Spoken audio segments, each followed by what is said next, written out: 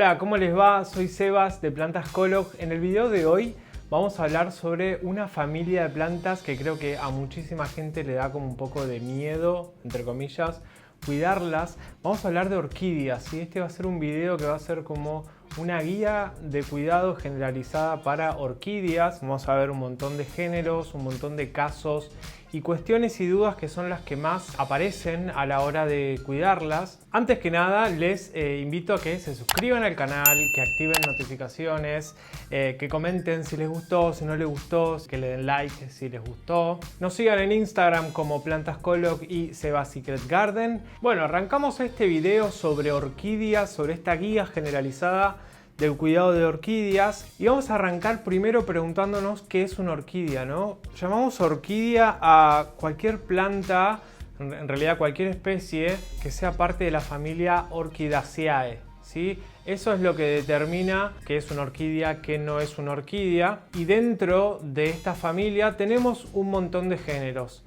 Es lo mismo que pasa con las begonias, ¿no? Uno llama begonias a todas las plantas, a todas las especies que están dentro de la familia Begoniaceae. Bueno, con las orquídeas pasa lo mismo. Y dentro de la familia Orchidaceae tenemos un montón de géneros. En este caso, este es un Paphiopedilum que tiene esta floración tan particular que parece una jarrita, tiene como pelitos. Bueno, esta floración en el género es como muy consistente, prácticamente todas tienen este aspecto que a mí me hace acordar mucho a la Nepenthes, que es una planta carnívora, a varias carnívoras que tienen como esta cuestión de la jarrita. Entonces tenemos un montón de géneros, tenemos un montón de especies y cada especie tiene su singularidad, no solo por la floración, no solo por el follaje, ¿sí? Que son todas las hojas, sino también con la forma de crecer. En este caso, el género Paphiopedilum es un género terrestre, entonces esto ya nos da la pauta de un montón de cosas que va a necesitar. Esto ya nos da la pauta de un montón de características del ambiente, ¿sí? Que vamos a necesitar para que esta orquídea esté así de espléndida, que llegue a florecer, que crezca bien, que se mantenga y que se desarrolle lo mejor posible. Entonces, el primer consejo que les voy a dar es investiguen cuál es la especie o por lo menos cuál es el género para poder saber cómo es ese hábitat y poder emularlo. Por ejemplo, uno de los géneros que son más conocidos comercialmente es el género Phalaenopsis, que son estas flores que por lo general son bastante grandotas, aunque también hay ejemplares que tienen flores mucho más chiquitas porque son más jóvenes. Pero bueno, esta es una orquídea clásica que creo que todo el mundo conoce y es probablemente la que más fácil van a encontrar en cualquier lado. Por lo general estas especies así como muy comerciales como la Phalaenopsis, que es una orquídea que la podemos encontrar prácticamente en cualquier parte del mundo, que son muy comerciales, que están en todos lados, que es una de las que más se venden, digamos, masivamente, o los Dendrobium, que ahora no tengo ninguno acá a mano de los más comerciales, pero bueno, son especies que por lo general se cultivan por micropropagación. Como se cultivan en grandes cantidades, se rustifican y eso les permite que puedan sobrevivir en una variedad de sustratos, en una variedad de condiciones que son quizás las que podemos tener en una casa. Pero hay otras especies que son menos comerciales, que son más raras, entre comillas, o que son especies que no son cultivadas de forma masiva, que sí hay que estar muy atentos porque esas son las que necesitan ciertos cuidados, ciertos ambientes, cierto hábitat, ¿no? Esto que es comercial, por lo general se adapta a una cantidad de variables y de posibilidades ambientales que las convierten en géneros y especies más tolerantes. Pero hay otras que no. Entonces, el primer consejo que les puedo dar, si están arrancando recién con las orquídeas, les recomiendo Phalaenopsis, les recomiendo, voy a buscar un Dendrobium. Bueno, fui a buscar un Dendrobium porque quería mostrarles la flor. A ver si puedo, pues esta planta es gigante, pero fíjense las flores, ¿sí? Esto es un Dendrobium nobile, que es uno de los géneros y especies que van a encontrar muy fácilmente en el mercado. La voy a dejar por acá porque es muy gigante y pesada. Bueno, estas especies, como les decía, se cultivan así como en grandes cantidades y de forma muy masiva y son muy comerciales porque sobreviven muy bien en prácticamente cualquier situación. No requiere un sustrato muy especializado, no requiere una temperatura quizás muy puntual, ni tampoco son tan exigentes con la humedad ambiental ni con la humedad del sustrato. Es como más o menos se cultivan solas. Pero hay otras que quizás son más específicas, incluso dentro del género Dendrobium. Por ejemplo, acá yo tengo un Dendrobium anceps, ¿sí? Es el mismo género de la que les acabo de mostrar, pero es otra especie, ¿sí? Esta especie, al no ser tan comercial, tiene características, tiene maneras de crecer, tiene necesidades quizás muy distintas. Entonces, lo ideal es, si vamos a comprar o conseguir o nos regalan o lo que sea, y tenemos una especie que no es como tan comercial, lo que les recomiendo es que investiguen, que las busquen, que busquen cuál es su hábitat natural, que las busquen de dónde vienen, qué necesidades tienen con respecto a la humedad, a la iluminación, al sustrato. Eso es re importante. Que si ustedes indagan, por ejemplo, el hábitat, ¿sí? O la forma de crecer, el hábito de crecimiento de la planta, más o menos les va a dar una pauta sobre sus necesidades de iluminación, sobre su sustrato, sobre su riego y la humedad ambiental que requiere. Entonces, como primer medida, lo mejor siempre es investigar sobre la especie, leer sobre la especie, buscar sobre la especie y luego sí poner en marcha ciertas cuestiones en tu ambiente para que esa planta triunfe.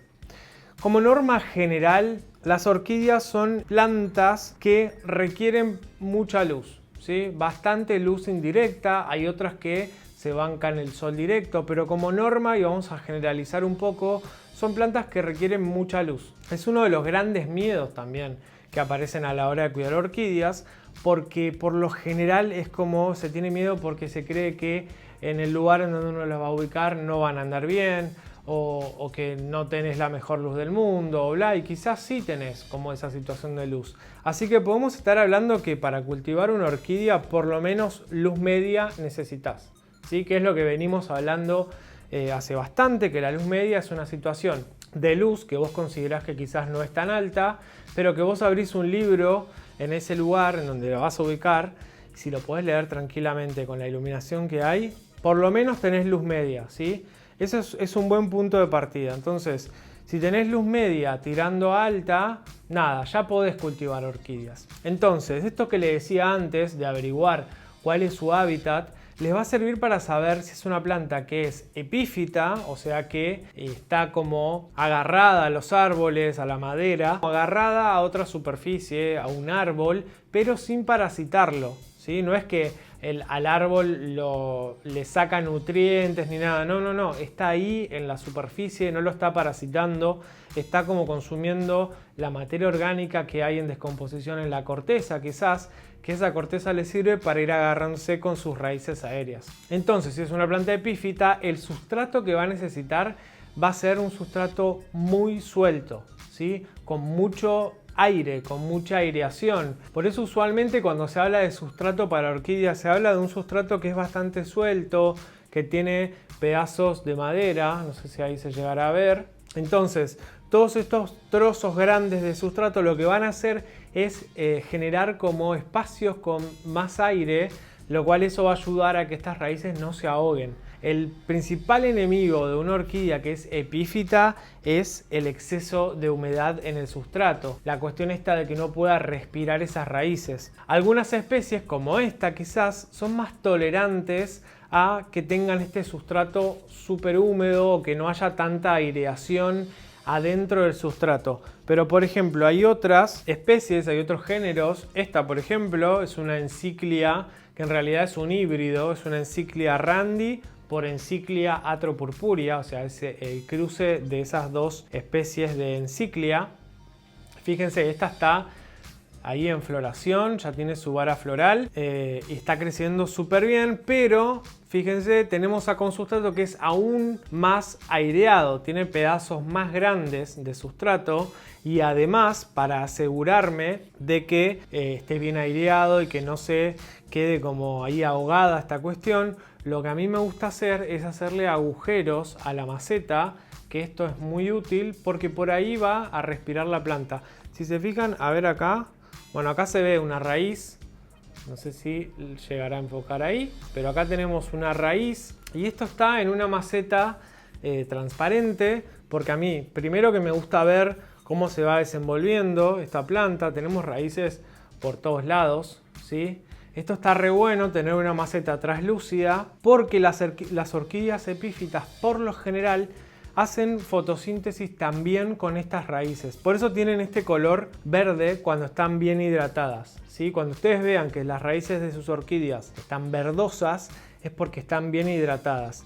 Y en estas raíces tenemos el color verde porque tienen clorofila. Entonces les permite hacer fotosíntesis y por ende generan alimento, ¿sí? Entonces, las orquídeas epífitas siempre en sustratos súper aireados, que tengan pedazos bastante grandes, que dejen pasar bastante aire y además lo que está bueno hacer es hacerle agujeros a la maceta. De esa forma no solo tenemos agujeros de drenaje abajo, sino que también estos agujeros sirven para eliminar el exceso de humedad, que el aire ingrese y que estas raíces no se vean como sofocadas adentro de un sustrato. Y esto lo que va a ayudar es que cuando vos riegues tu orquídea no estés preguntándote ¿cuándo es momento de regar? Esa es una gran duda, ese es un gran miedo también, porque por lo general o se riega de forma insuficiente o se pasa uno de riego. Entonces, en esa cuestión, mientras más aireado sea el sustrato, mientras más agujeros tenga la maceta, incluso hay macetas de terracota que ya tienen agujeros y que sirven para este tipo de plantas. Incluso también hay muchas plantas que son epífitas que directamente están montadas en maderas. Fíjense lo que es esta Barbosella cognieuxiana, que es bastante gigante, es bastante grande, es una microorquídea, pero está montada en este pedazo de madera que es palo rosa, se llama en realidad. Ahora les dejo el nombre científico acá porque ahora no me lo acuerdo, pero está montada en la corteza de un árbol, ¿sí? Esto es porque son especies epífitas, ¿sí? Pueden ir bien en maceta, siempre y cuando el sustrato esté bien aireado, tenga esos agujeros que les decía y demás, o puede estar en tronquitos. Ambas son epífitas, pero la forma de riego es distinta. A esta la voy a tener que regar mucho menos que a esta que está en la madera, ¿sí? Esta en la madera quizás la tengo que regar mucho más seguido porque están al descubierto. Y a menos que vos tengas una humedad del 80-85%, hay que ir como reponiendo, entre comillas, la humedad de la corteza. Se va a secar mucho más rápido, pero no vas a tener el problema de pasarte de agua con esto. Ahora, con esto sí, hay que regar con mucha conciencia y en estos casos en que las tenemos en maceta, muchas veces lo mejor, si tenés dudas, es no regar. Ahora, no podés estar con la orquídea un mes quizás sin regar, más que nada en contenedores tan chiquitos y en plantas que quizás ya son grandes, ¿no? Mientras más grande sea la planta, más agua va a consumir y más va a tolerar este exceso en la maceta. Pero bueno, siempre está bueno tener las orquídeas que son epífitas en macetas quizás no tan grandes, que tengan espacio para crecer, pero no pasarse con el tamaño porque por lo general cuando usamos macetas muy grandes tenemos más sustrato y por ende más humedad en ese sustrato y por ende menos aireación. Entonces, siempre regar un poco menos de lo que uno cree si es que no tiene experiencia con esto. Para que se den una idea, yo las estoy regando más o menos cada 10 días, 7 días, ahora a finales del invierno. Ahora cuando empiece la época de calor, cuando tengamos muchas más horas de luz, ahí sí voy a quizás tener que regar un poquito más. Pero al estar en interior, con la cantidad de horas de luz, pero con la luz filtrada, con una humedad que quizás no está tan controlada, pero que ronda el 60%, probablemente tenga que regar distinto a que si la tengo afuera, en el exterior, en donde circula el aire, donde el calor quizás es más grande, ahí quizás voy a tener que regar más. Pero bueno, eso, el miedo siempre está en cómo riego mi orquídea.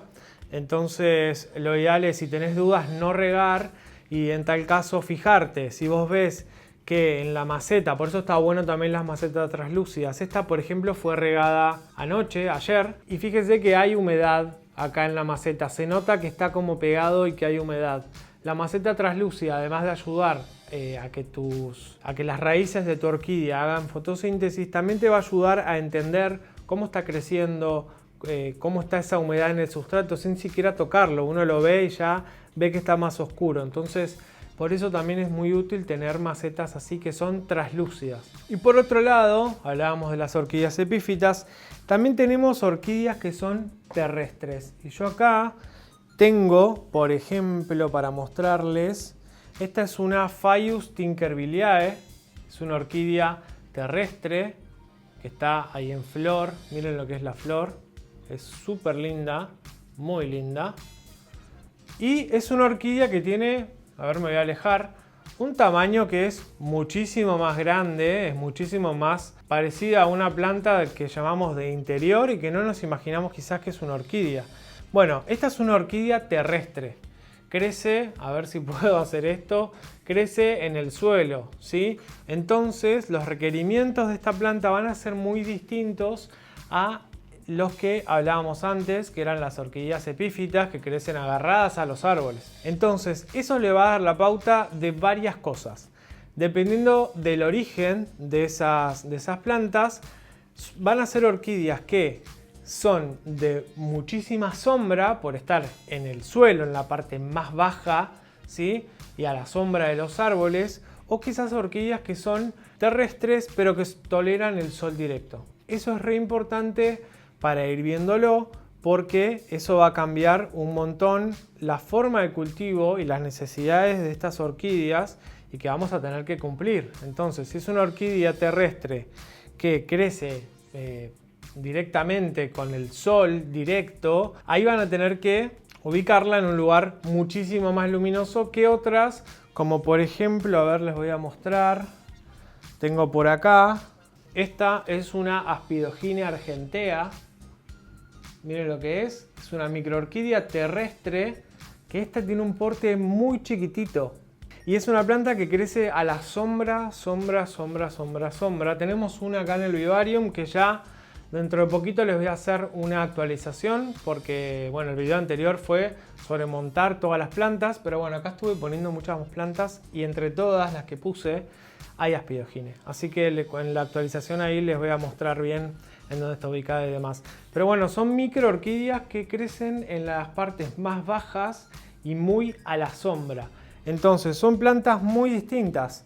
Esta incluso tolera súper bien el sol directo, aunque prefiere, para que no se lastimen las hojas, tener como un ambiente de luz natural indirecta. Pero las diferencias son abismales, ¿sí? Esta es una planta mucho más grande que esta, entonces esta requiere menos luz que esta. Entonces tenemos orquídeas terrestres que se van a bancar la muy poca iluminación y otras orquídeas que van a requerir más iluminación o que van a tolerar mucho más el sol directo porque crecen en lugares en donde el sol llega, ¿sí? Estas crecen al ras del suelo, en espacios medio boscoso, medio selvático, entonces van a andar bien en lugares con menos iluminación. Eso es re importante porque ambas son terrestres y ambas tienen requerimientos de luz muy distintos. Entonces, ese es el primer punto cuando les digo que hay que investigar cuál es la zona en que crece esa especie, cuál es su hábitat para poder emularlo. Y ahí estuvimos viendo, bueno, las epífitas ya hablamos, ahora vamos con las terrestres. Por lo general, estas terrestres van bien en sustratos que drenen bien, pero toleran mucho más, o en realidad exigen mucho más, que tengan más materia orgánica, que sea un sustrato que se mantenga más húmedo todo el tiempo. Entonces, el espacio que hay entre cada componente de este sustrato es mucho más chico que el de las orquídeas que están en un sustrato con pedazos más grandes de componentes, ¿no? Entonces, para las orquídeas terrestres lo ideal es un sustrato más compacto, pero sin tampoco que sea como una tierra negra, ¿sí? Siempre que sea un sustrato que drene bien, que no quede como ahogado. El Paphiopedilum es otro género que es una orquídea más terrestrosa, digamos, es una orquídea terrestre, pues fíjense, también está en un sustrato que es mucho más compacto y que requiere mucho más humedad en el suelo que una orquídea epífita. Así que ya saben, primero determinen cuál es el hábitat de esa planta, si crece en los árboles probablemente sea epífita y si crece al ras del suelo probablemente sea terrestre. Y eso ya les va a ir dando la pauta de qué sustrato usar, de a dónde ubicarla y más o menos ir jugando con esa cuestión.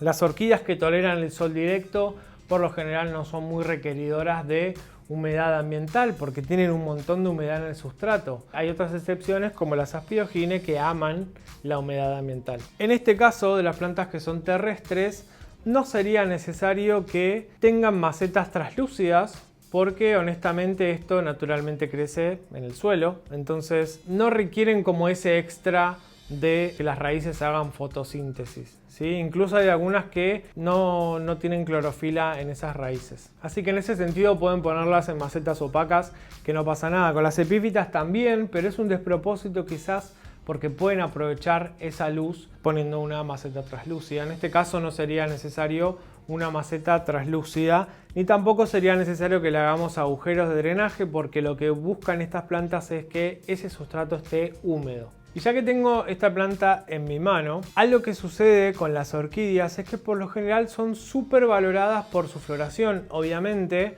como en este caso, que tenemos esta planta que es así como estupenda, divina, hegemónica. Pero ¿qué pasa cuando la planta ya tiene la floración que la está por perder? Yo tengo acá un ejemplo de otro Paphiopedilum, que es un Paphiopedilum latanianum, que miren lo que es.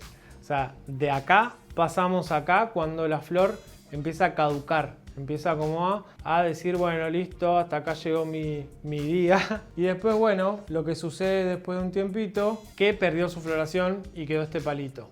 Y hay una duda muy grande que es como, ¿qué hago con la vara floral cuando mi orquídea ya floreció? Eso es algo que es una duda muy frecuente porque uno, si empieza a googlear, encuentra un montón de cosas, que hay que dejar la vara floral, que hay que cortarla enseguida, que etcétera.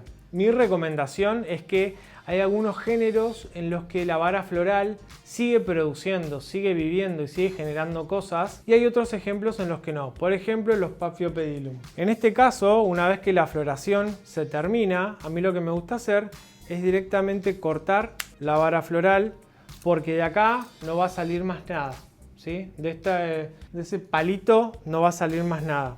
Así que en este caso a mí me gusta cortarla porque también con la humedad ambiental tiende como a pudrirse y te puede generar como problemas. Pero hay otros géneros como por ejemplo la Phalaenopsis. A mí no me gusta cortarle las varas florales porque una vez que florece, que se cumplen el proceso de floración y que ya la flor caducó y no está haciendo más nada, pueden pasar dos cosas. Por un lado, que de una cuestión así divino pasemos a esto, ¿sí? Que es una vara que todavía está ahí con algunas flores últimas, pero después tenemos esto que queda así pelado, ¿sí? Pero esto sigue, fíjense, de un color verde. Entonces, en este escenario yo voy a seguir cuidando esta orquídea como antes, porque fíjense la cantidad de flores que generó. La voy a seguir cuidando igual porque de la vara floral pueden salir bebitos que normalmente se les llaman keikis. Entonces yo la dejo por esa cuestión, ¿sí? Quizás no es lo más estético del mundo, pero a la vez no me molesta, ¿sí? Entonces yo se la dejo porque de acá pueden salir bebitos y después ustedes lo pueden cortar y plantar o en la misma maceta o en una maceta nueva. Así que existe esa posibilidad en la vara floral de que genere bebitos. Pero también existe la otra posibilidad. Acá tengo otra Phalaenopsis de otra especie. Que miren lo que es este follaje, de paso se los muestro. Es divino, tiene como estas manchitas. Bueno, ¿qué pasa cuando la vara no quiere más? Se pone así, de este color. A ver si se llegará a ver ahí. Se pone de este color, que es así como, queda como seca. Honestamente, si la quebramos, hace como ruidito. Acá, en realidad. Hace como ruidito, a ver. No hace ruidito, pero como que está seca. Es un palito y nada más. Cuando ya se pone este color amarillo y medio leñoso, ahí lo que hago yo es cortar la vara floral porque de acá no va a pasar nada más. Se la cortamos y seguimos cuidando la plantita. Miren qué belleza el follaje de esta Phalaenopsis. A mí el follaje de la Phalaenopsis por lo general me gusta mucho. Es muy lindo, es bastante estético. Así que valoro mucho estas plantas no solo por las flores, incluso a veces las flores es lo que menos me importa, sino que me importa muchísimo el follaje. Le cortan la vara floral y ya está, cuando se seca. Pero si sigue verde y sigue ahí como en modo funcional, como en este caso, que sigue como oscurita, firme y aparentemente verde, se la dejo porque quizás puede salir alguna plantita extra o incluso volver a florecer. En este caso, a ver, vamos a descubrirlo juntos, pero si nos fijamos, acá empezó como a hacer otros pimpollitos. Así que se la vamos a dejar. Bueno, depende mucho del género, siempre está bueno experimentar. Yo acá les estoy contando sobre mis experiencias, no tuve contacto con todas las varas florales del mundo, pero sí les puedo hablar de estas que son con las que yo estoy como cuidando y teniendo experiencia, así que Phalaenopsis, acuérdense de esto que les decía de las varas. Bueno, acá también tengo una Anica Ara, que es una orquídea que tiene una floración que es espectacular, que tiene unas flores que son como unas arañas, pero también me gusta mucho, miren esto se llama pseudobulbo, ¿sí? Cada bulbito que sale de la planta, fíjense lo que es esta planta, a mí me parece muy estética, me gusta mucho, para muchas personas quizás esto es un pasto y nada más, pero para mí no, a mí me gusta mucho de las orquídeas valorarlas por el brillo de sus pseudobulbos, el color de sus hojas, el brillo, la textura. Esta tiene como un rayadito acá que creo que no se va a ver en cámara, pero la toco y siento como una especie de papiro, como una especie de papel artesanal, no sé. Tiene una textura bastante particular y bueno, por eso me gusta mucho, así sin floración o con floración. Lo que sucede muy a menudo es que cuando tenemos orquídeas sin flores, si no las tenemos identificadas, medio que a veces no sabemos de qué especie estamos hablando, no sabemos qué flor esperar. Y pasa mucho con los géneros y con las especies. Por ejemplo, esta es una Miltacea Yellow, que es muy similar, si las comparamos, si las ponemos así parece una sola planta. Son muy parecidas, pero no son iguales. La textura de las hojas, la forma de los pseudobulbos no es 100% igual, pero algunas nos vamos a dar cuenta solamente cuando florezcan. Entonces, importantísimo que si tienen su orquídea en flor, le saquen una foto, la puedan googlear, si pueden usen la aplicación de Google que pueden buscar con fotos directamente y más o menos le va a decir por dónde puede venir ese ID de esa orquídea. Así que en ese caso las van identificando. Eso para mí es crucial, más que nada en especies que son muy parecidas cuando no tienen flor, ¿sí? Si hablamos solo del follaje a veces es imposible. De paso lo voy a mostrar, en este caso esta Miltacea Yellow. Miren la calidad de estas raíces que están ahí en toda la maceta. Incluso esto que le decía de los agujeritos, miren, en este caso las raíces salen por ahí y respiran. La verdad que es un lujazo. Este ejemplar me encanta. Y ya pronto debería estar por florecer en algún momento. Y ese es otro tema, ¿no? ¿Cómo hacer para que las orquídeas florezcan? Bueno, conociendo la especie, más o menos pueden saber en qué época es más normal que florezca. Por lo general, en la primavera y en el verano son como las épocas en las que más florecen, pero hay algunas especies que van floreciendo bien en épocas invernales, como por ejemplo la Cymbidium, que acá tengo una, no sé si se llegará a ver, si no ahora pongo una fotito de la flor, que son orquídeas que florecen en otoño, invierno y un poquito de la primavera, y ya después quizás no tanto, aunque siempre hay excepciones. Pero ¿qué pasa cuando la orquídea está en su época y no florece? Bueno, ahí es tiempo de fertilizar. De todas formas podemos identificar que hay como dos fases en una orquídea, que es la época vegetativa, en la cual las orquídeas empiezan a generar follaje, ¿sí? Verde, y hay una etapa de floración que por lo general viene después de esa fase vegetativa y es donde generan flores, es cuando generan flores. Entonces, yo recomiendo, para no volvernos loques, que las fertilicen todo el año mientras su planta esté creciendo, y para eso les recomiendo que usen fertilizantes para orquídeas así específicos y que de lo que les diga el envase usen la mitad.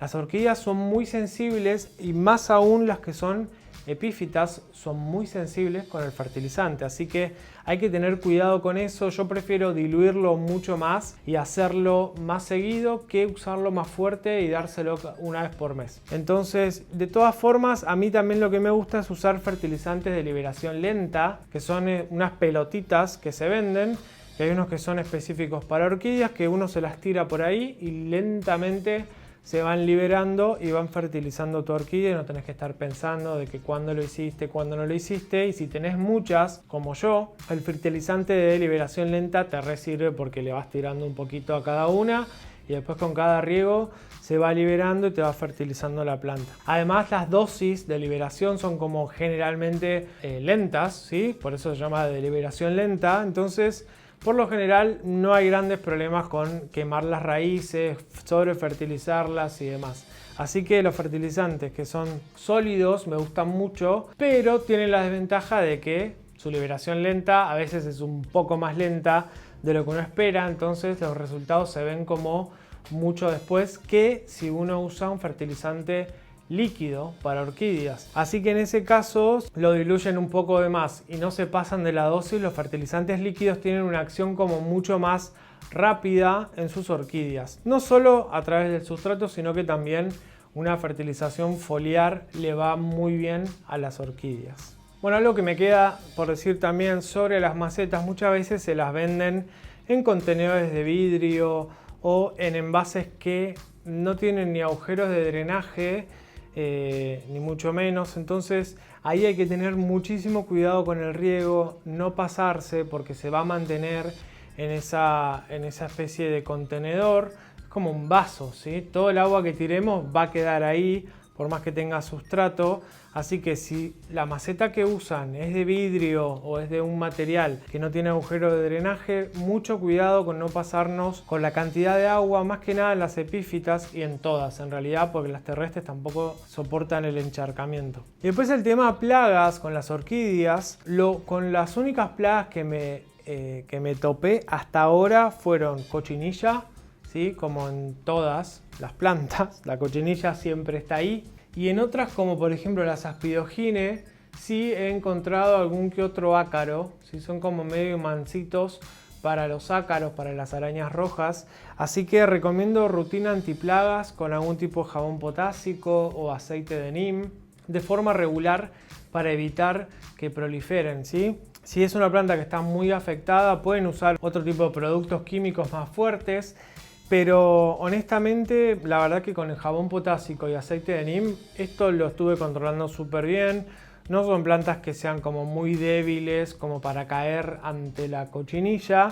Así que pueden ir con productos más tranquis para también evitar cargar su planta de químicos. Así que bueno, les hice como un repasito, una guía de cuidado como para que puedan quizás perderle el miedo a cuidar una orquídea, animarse. Sí, a cuidar tanto una terrestre como una epífita. Por lo general las terrestres son más fáciles por esta cuestión de que son más parecidas a una planta de interior, entre comillas, que quizás estas otras que son epífitas.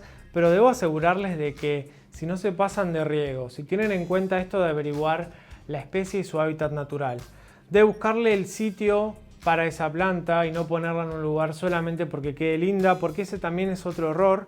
No es solamente que quede linda, es primero cumplir lo que la planta necesita y después que eso se acomode a nuestra decoración o nuestra estética de la casa. Así que tengan en cuenta eso porque muchas veces ponerlas en lugares para que quede lindo sin tener en cuenta la iluminación y todo esto que estuvimos hablando, probablemente sea para que esa planta saque una flor, la mantenga mucho menos tiempo que quizás si tiene buenas condiciones y que después se termine muriendo, porque por lo general pasa eso. Así que eso, estuvimos haciendo este repasito, espero que les guste, espero que se animen y que su próxima planta sea una orquídea, tanto epífita como terrestre. Si les gustó el video, obviamente, le pueden dar un like, pueden comentar si quedó alguna duda, si tienen alguna sugerencia sobre contenido, ya que siempre tomo eso para ir generando nuevos videos.